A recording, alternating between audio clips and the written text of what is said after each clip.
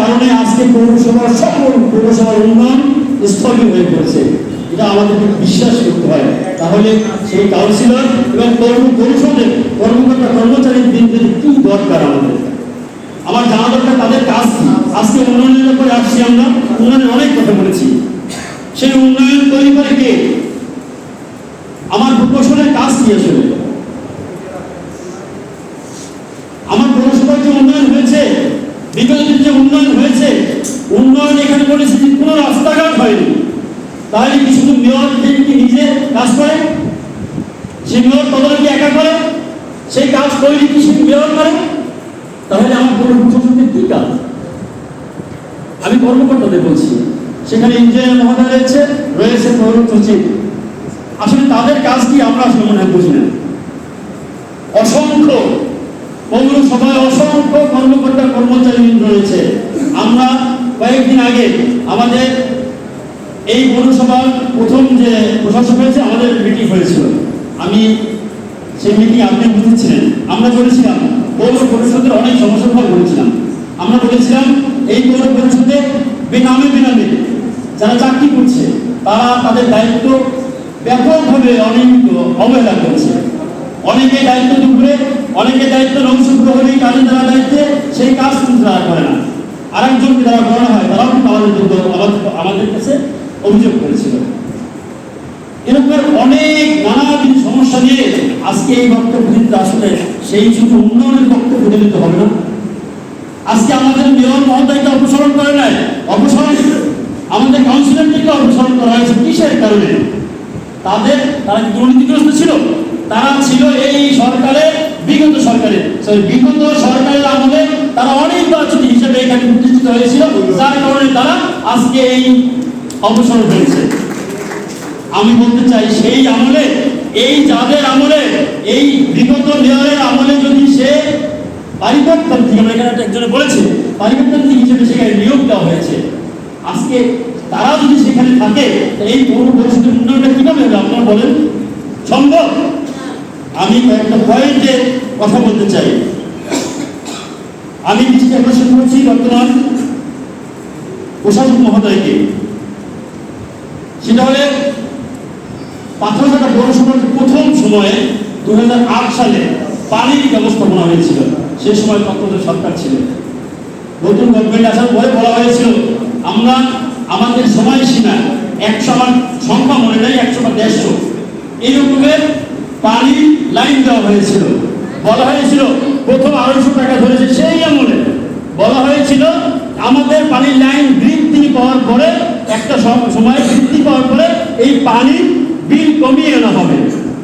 আমরা আজ পর্যন্ত পাইনি, বরং বাড়ছে। আমরা সেটা দেখেছি।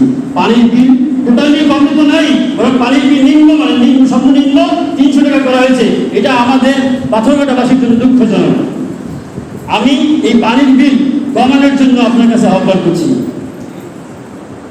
আমি আরেকটা বিষয় বলবো, পাথরঘাটা পৌরসভায় বিভিন্ন জায়গায় বাতি রয়েছে। মহোদয়, আমি একজন ব্যবসায়ী, আমি সেই বাতির কথা বলবো। পাথরঘাটায় এই শহরে আমি নিজে দেখেছি, আমি ব্যবসায়ী হিসেবে বলছি, আমি নিজে দেখেছি একটা বাতি রয়েছে 50 টাকা দাম। সেই 50 টাকার বাতিটা কিনে নিয়ে আসে, সব জায়গায় লাগানো হয়। বাতিটার মেয়াদ থাকে সর্বোচ্চ 1 মাস।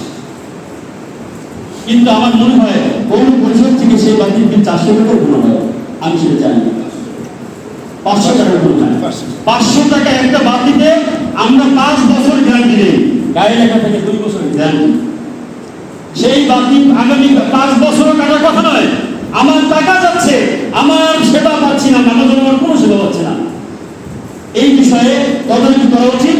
এই তদারকির মাধ্যমে এবং সুন্দর ভাব, দামি ভাব সেখানে, যেহেতু আমাদের এখানে 10 দিনের কার্যক্রমে 15 দিনের কার্যক্রমের মধ্যে ভালো বিষয় আসছে, এই আমাদের তদারকি প্রয়োজন।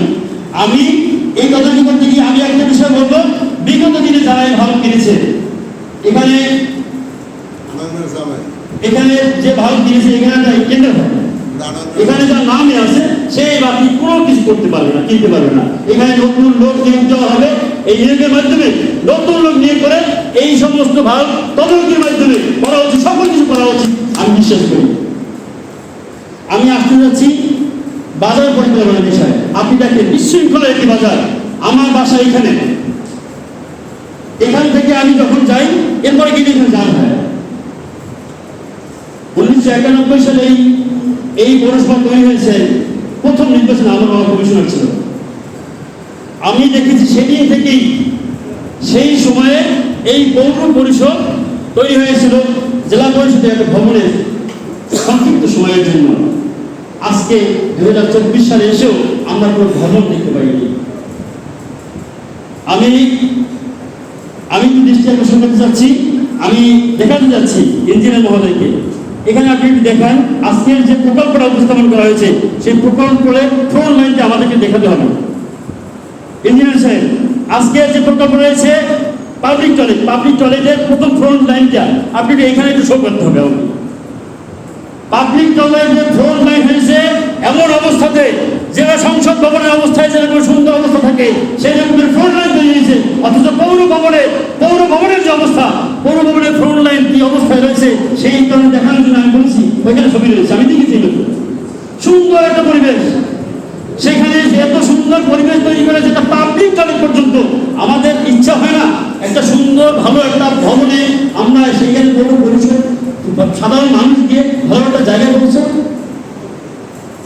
আমরা যাচ্ছি এই সকল সংস্করণ করার জন্য বাজার ব্যবস্থাপনা আয় করেছি।